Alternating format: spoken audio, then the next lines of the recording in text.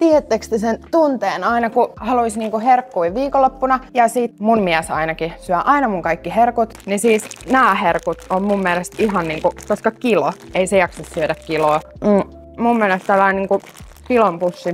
Tää on ihan sikakiva, koska tässä on niinku montaa eri makua kuitenkin. Löytyy sitten niinku suklaan ystävälle, mansikan ystävälle ja lakritsin ystävälle tietenkin.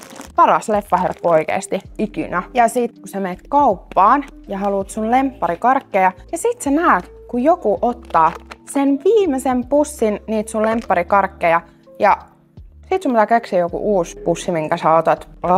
Ja sit jos sulla on ollut vielä se cravings, niitä karkkeja kohtaan niin kuin koko päivä ja sä oot odottanut, että sä pääset töistä ja menet hakea sen. Sit joku nappaa sen sun nenän eestä.